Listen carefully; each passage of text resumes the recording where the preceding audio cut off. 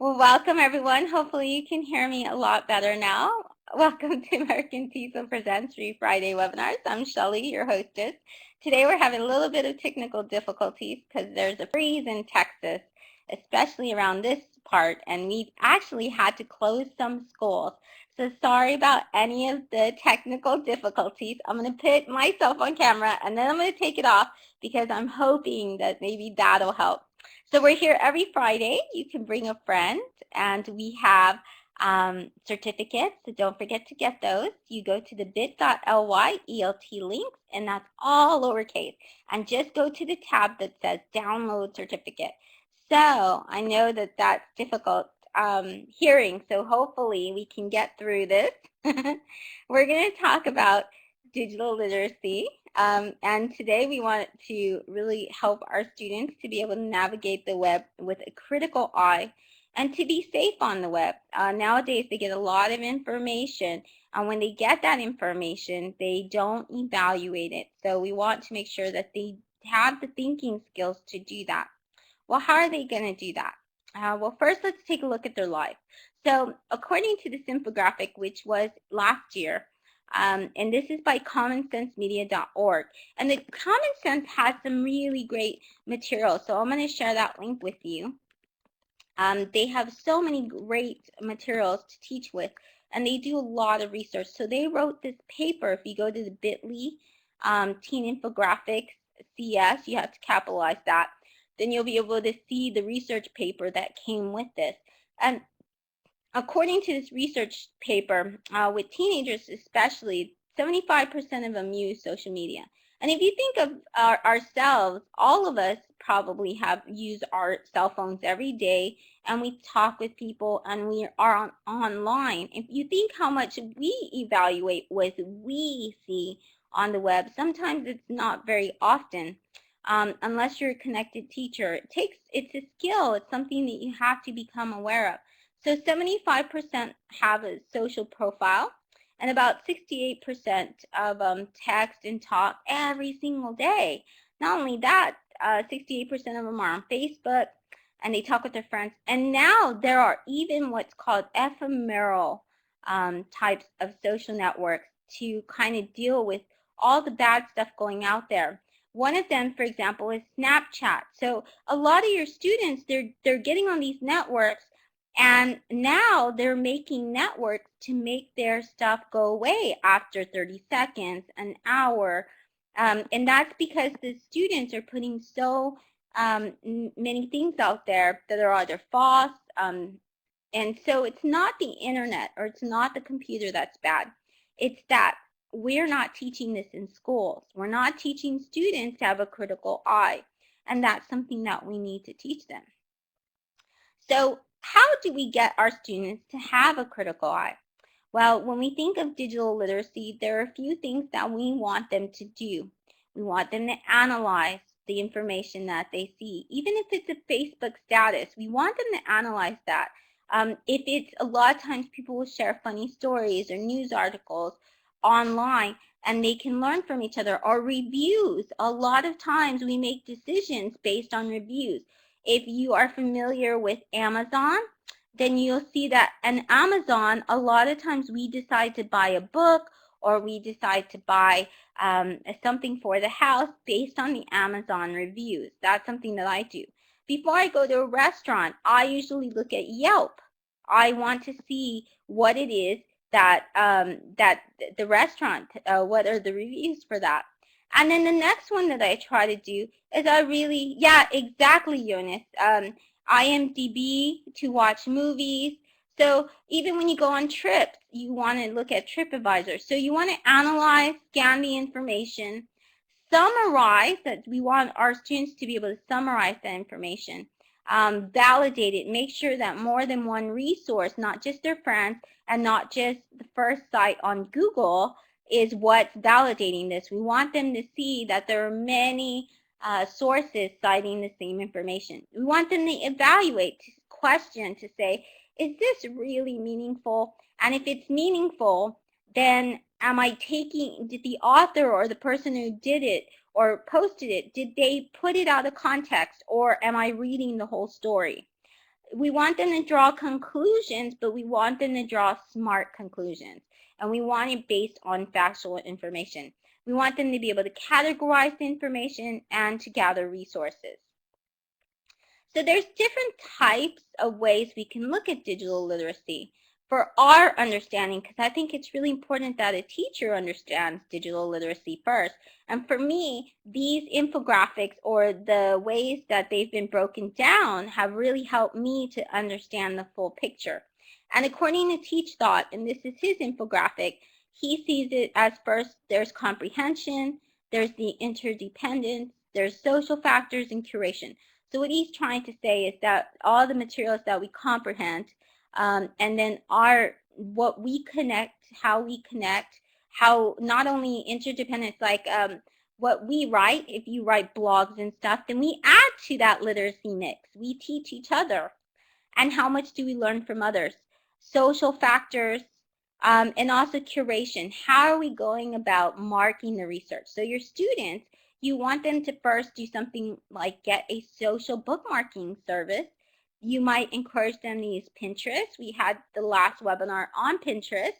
So that would be one way if your students are into, or Diigo. I personally prefer Diigo. I think it's a wonderful bookmarking tool, although Pinterest seems to be the one that everyone wants and is cool, as long as it's some kind of bookmarking service. So Diigo is the one I prefer. There's also Pearl Trees, which I like. There's Listly, which I shared a Listly of this, so that's a bookmarking tool as well.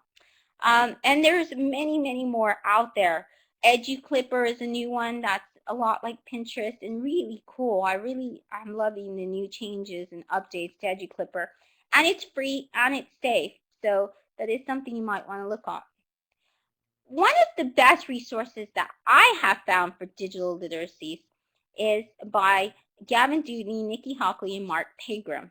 They wrote a book on digital literacy, and one of the things they show you like a Venn diagram. And the Venn diagram shows that it's language, connections, information, and redesign or remix. And when you think about it and you look at it, it's really interesting. It shows you how the internet has influenced our way of speaking. It's influenced the way we write. And new words have come out of that. Now we have words like pin or tag or comment or we curate or aggregate. All of these words are now have new meanings. They have new meanings because of the technologies that have come out, like clip. For EduClipper, you clip. It's not cutting your hair, but it's clipping. When you clip, you actually post something and collect it online. We have things such as shorthands. We have abbreviated, like David Crystal will talk about how texting has changed our language. We have words like LOL, we have SMH. So a lot of these things are about the language and how it's evolving because what the internet and the digital devices that we use, how we communicate on them. We have things called memes as well. And then the connections. What kind of connections do we make to the information? How do we use the information? And then one of the most important elements, I think, is this remix or redesign. With the remix and redesign, our students are doing that every single day. What they're doing is they're taking information that is made available online, that is free, and they're using it for their projects. They're making videos out of it. They're making memes out of it. Nowadays, you can take a picture and you can post it on Flickr or Instagram, and someone can take that picture and make it into a mass joke. Some people have done that with, for example, a little baby. A woman posted a picture of her baby, and now it's a meme. It's called the success baby. So there's a lot of different things that we're doing online, so it's important that we know digital literacy. Oh, and Peggy asked a great question. What's the difference between curating and aggregating? Well, when we curate, it's sort of like a museum. That's where we get it from. we make it look nice and visually pleasing, and we put our bookmarks, like for example Pinterest is a great one, where you put your bookmarks in a way that you like to see them, where not only is it categorized and they're your bookmarks, but they also can be used by others, and others are visually inspired or learn from them. It's a lot different than Diigo. Diigo is just a bookmarking service where you can see the links, but it's not visual pleasing. So aggregating is the same thing. Sometimes with an aggregating, it means when you collect the resources, sometimes there's an RSS involved.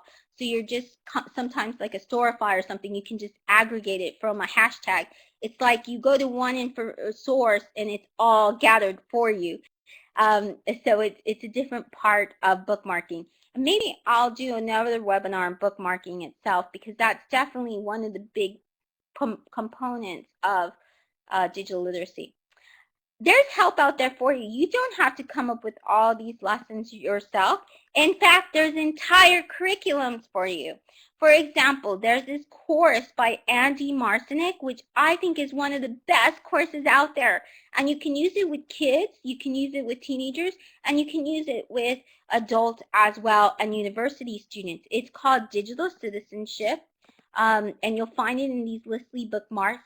But Andy Marcinek, it even gives you the objectives, it gives you expectations, it gives you an entire syllabus. So you just go to bhsdigitallit.com and you'll find it. It's free. It's, at first I thought it was a course that Andy was running online, but it's not. It's a great entire curriculum for you, and it's got some really great projects. So this is only one part of and it breaks down everything. It tells you the objectives and everything. So Andy wants you to remix this. He even breaks down a time schedule, how he did it. So you can take parts of this because it's a very good curriculum, and you can use it and you can tailor it to yours. For example, one of them is where they do interviews. They have your first interview question, your first interview, then you present, and then there's an overview of Diigo. So he breaks it down for you, and I think he breaks it out for students really well. He tells you what skills will be assessed. He tells you what tools. He teaches blogs, Twitter, and you can decide what you think is important for your students. These are the kind of activities he has the students do to really get an idea of digital literacy. I love this one. This is a social media, a public service announcement. So a public service announcement is usually like something you see on TV, and it's supposed to help kids in some way. A lot of times I used to see them on PBS. It's something like, sometimes they'll say about reading and having parents read with their children. That's one of the popular ones. They have a lot of public service announcements about drugs and how students shouldn't do drugs or drink and drive. So it's a lot of things like that. So he has the students gather together and they make a commercial. They make a commercial, and here they even create a storyboard, which I think is wonderful. It's a 1-minute commercial, and what they do is they have to warn their peers against the dangers of social media use. He even has guiding questions. What should students know about social media and maintaining a responsible digital footprint? So they can cover many things. If we think about it, what are some of the things that he could cover? He could cover, one, cyberbullying, why, what you're bullying, and so that could be one commercial your students do. Maybe your commercial, and your students come up with these ideas. You say, okay, what are the dangers of being online? And this is kind of a brainstorming, and then they can come up to cover a commercial for each. And then you can do things like, for example, they may come up with posting a picture, a selfie, how that can lead to trouble. They might post something like how, what a status update, if you curse on a status update, how that could get you in trouble. So they could make mini commercials of all of these things. Another really great course out there is the Crap Detection 101 course. This is by Howard Rheingold, who is an incredible author and speaker and writer, and also professor in the education world. Howard Rheingold has a crap detection learning course, and what it is it's seeing things online and how to tell accurate information from inaccurate information. And we're going to get an idea. In fact, well, let me show you this. The great thing about Howard's thing is it's in video form. So it's interesting. You can see the students can see one of the videos, or you can watch a video, and that could be very interesting for your students. So he has a wiki full of critical thinking. He shows how to be an internet detective, and also different types of great resources like fastcheck.org, which it can show your students really quick if that's a true fact or not.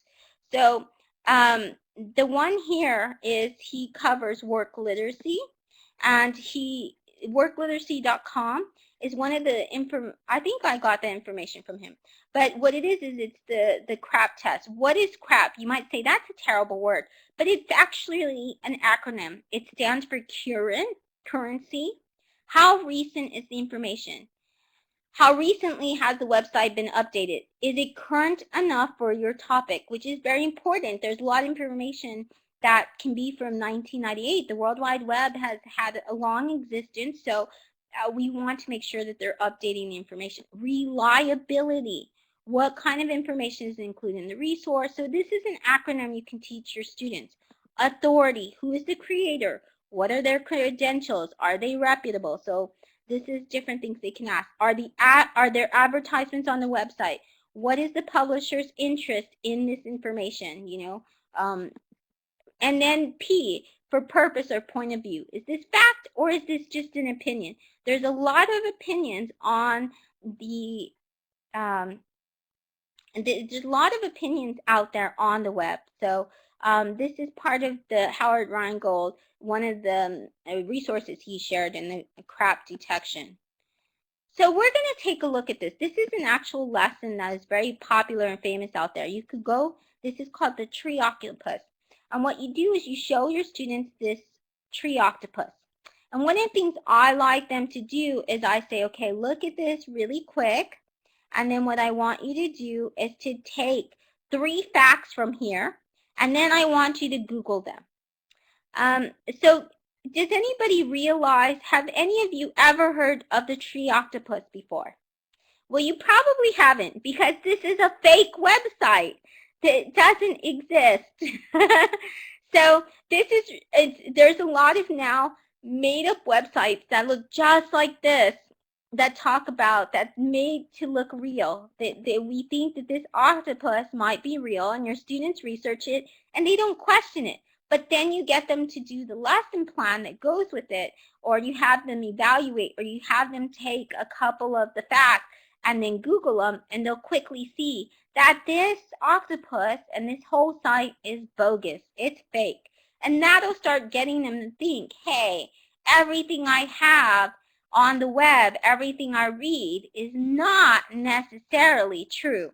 And you can find many of these websites if you go to philb.com fakesites.html, because he lists a whole bunch of them. There's some for medical use. There's some. So this is a great lesson and a quick way to get your students to think about what they see online, whether it's fake, whether it's not, and something that could even be made to look very legit, how it is not legit. So it'll get them to think twice, and that's what we want them to do.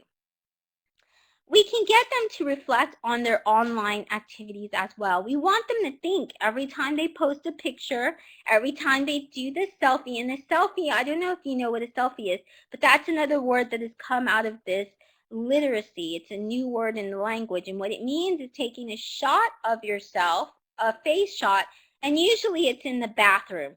But now they have selfies non-bathroom. So they have a lot of different types of language out there about it.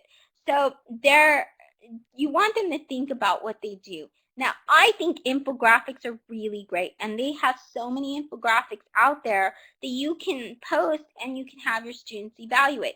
This is one of my favorites. This is the knowthenet.org, and this one is about manners matter. And thank you, Maria, who has just posted about selfie phenomenon.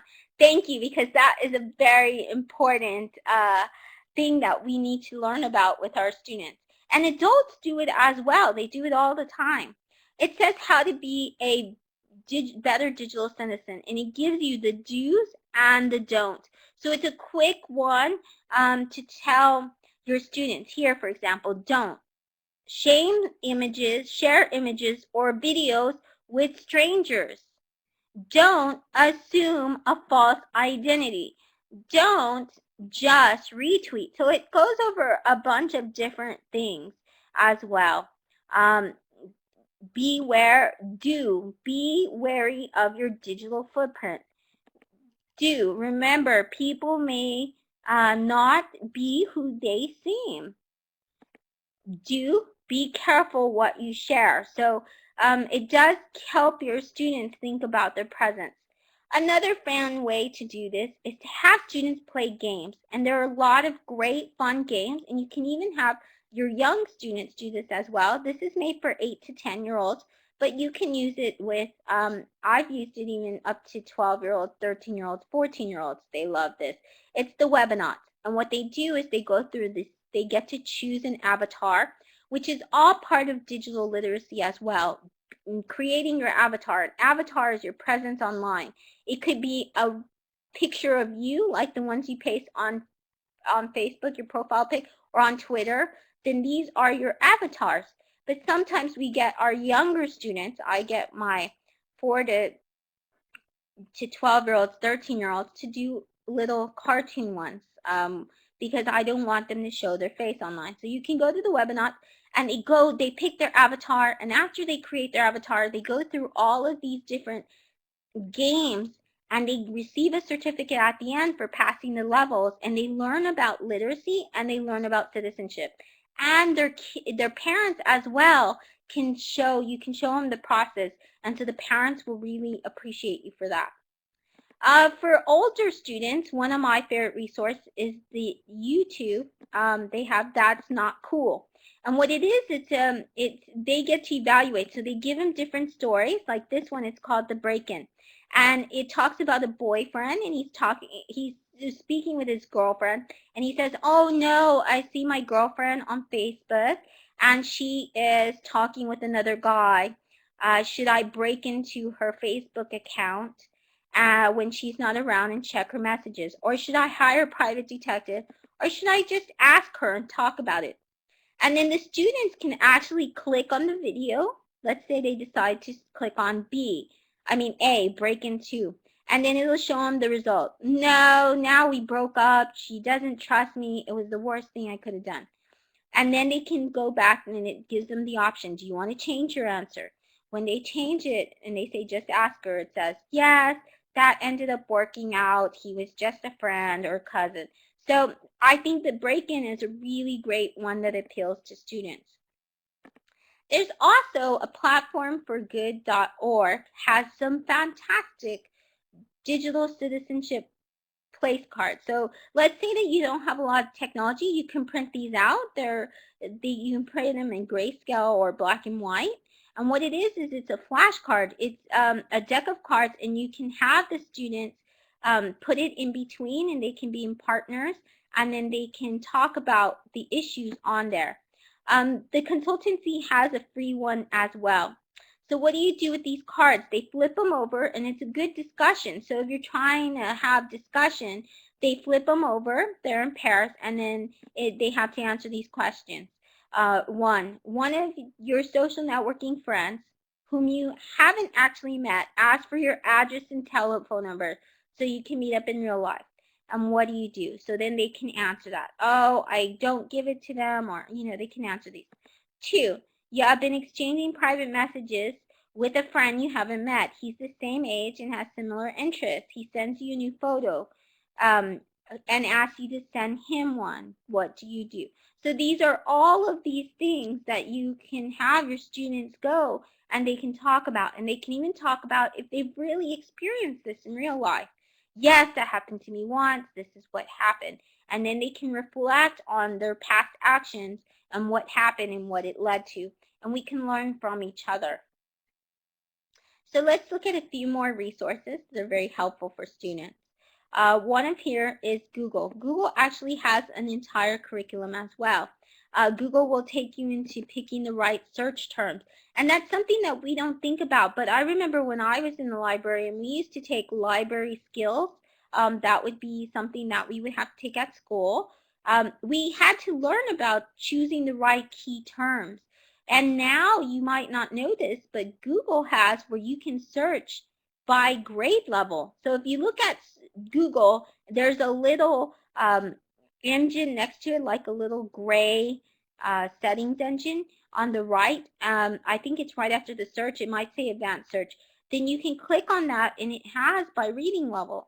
So if your students, for example, are young, you might put something like second grade or something, and then it'll give them those kind of those results. So that's something that I learned about that I thought was really amazing. I think for language learners it's really good because what you're doing is you're having it to where they can understand the right information. It makes it into language learners struggle with a lot of things, so you can put it at a different level. You can have where they can understand search results, how they can evaluate, they can scan, they can go down a page and they can say, this is good, that's not what I want, that's good.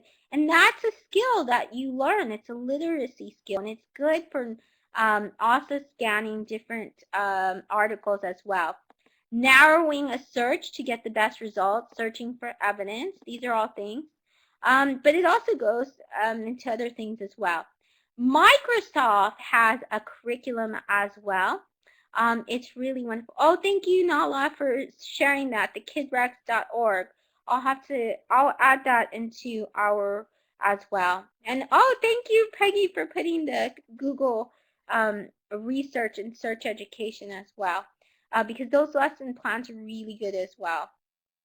So Microsoft has one. Microsoft now has the computer basics, so it's knowing about broadband and all of that. It talks about things like cloud, which is something for teachers to learn as well. It talks about productivity programs, how games, interactive guides, all of these kind of things, word processing online, those kind of things. It talks about security and privacy, and it also talks about digital lifestyle. And that's my favorite section of the Microsoft one, because part of digital literacy is not only evaluating what we share online, but it's also teaching our students that they have to have a balance. I think that's really important, because right now you see a lot of studies where people are addicted to their phones and they can't live without their phone for a day. I actually will turn off my phone for a day and will now get off the computer for a day. And that's helped me a lot. It helps me relax. There are hours and points of time that I get off, because when you have online, when you're online for long periods of time, then you tend not to get enough exercise. You don't get enough fresh air. You don't walk outside, and all of these can damage your health. You could, if you're living a sedentary life, you can get heart disease and all these things. So I think that it's really important we teach our kids how to disconnect, how to go and go outside and play or take a walk or something that's not connected to digital devices. So in the digital literacy course for Microsoft, you get the different objectives. Welcome to the world of computers, mousing around, keyboarding, and you can skip all of that if your students you think know that. I have created also a symbol of Creative Commons, different things, because that's another part of literacy. Another part of literacy is when your students, and they're doing this all the time, they're always remixing others' content. And now they do it with video as well. So they should know about Creative Commons. It's also good for us to know, because whatever you post online, somebody else can use. And if you want to dictate, if you want to tell people how they're allowed to use it, and if you see it, for example, in a book, or you see another website, or in some cases, as we're learning in this course I'm running, it's creating your own e-textbook. One of our moderators, Deborah, showed us where somebody used it in a commercial. They used somebody's video in a commercial.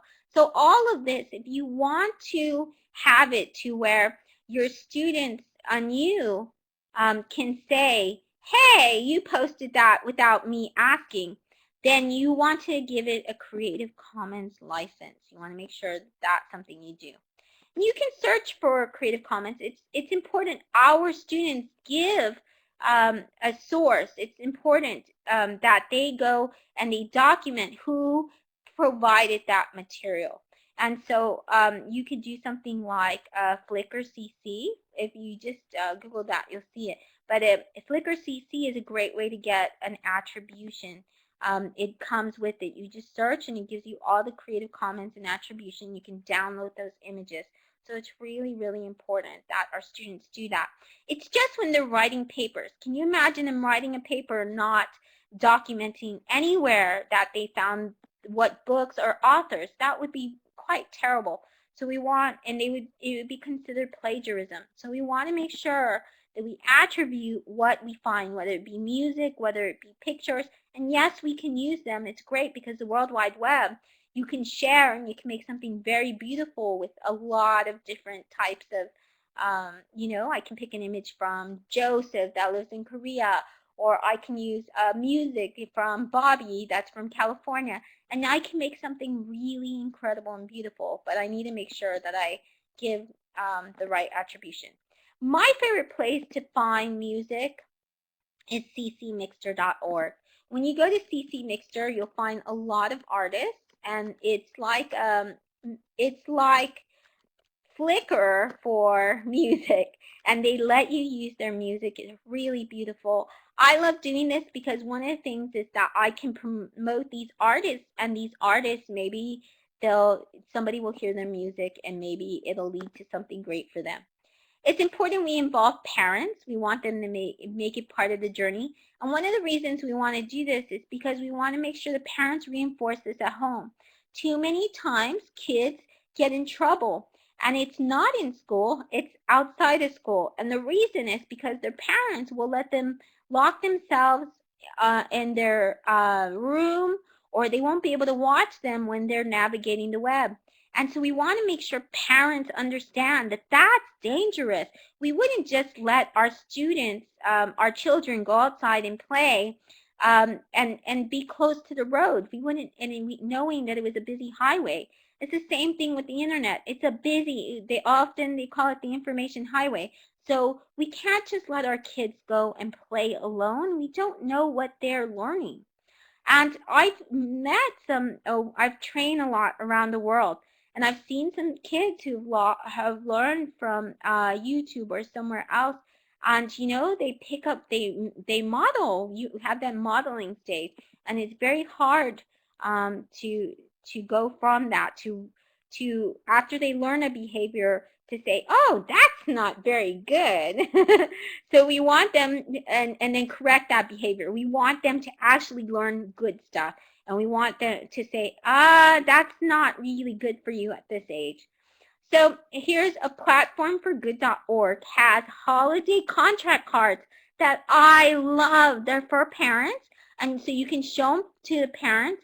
And what it is it says, thinking about buying your child a new piece of technology. You can download their card so that way they're responsible with their gift. And your parents will appreciate this so much, because you know how many parents come up to me and say, oh, I bought him a PS2 and he never gets off, or I bought him a Nintendo and he never gets off.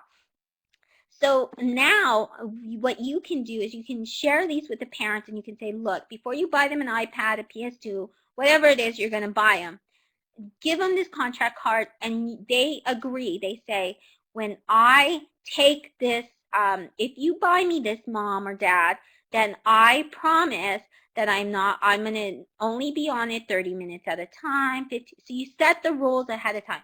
And when they break the rules, then they know. So this is helping parents teach responsible behavior and having a balance.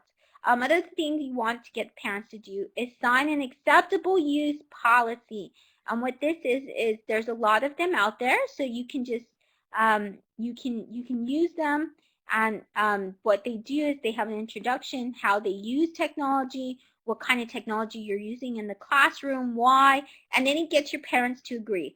Yes, you can take my daughter's picture and use it in the class magazine. No, you can't take my daughter's picture. I prefer a cartoon character of her. So it gives you, yes, you can record the videos. So all of this you'll find in the Listly, and you can actually see other teachers' examples, and you can just adapt it. You can remix their examples as well. So thank you so much, and sorry about the technical difficulties. I will come on air to say au revoir, and I hope you have a wonderful weekend, and thank you for joining me, and I am so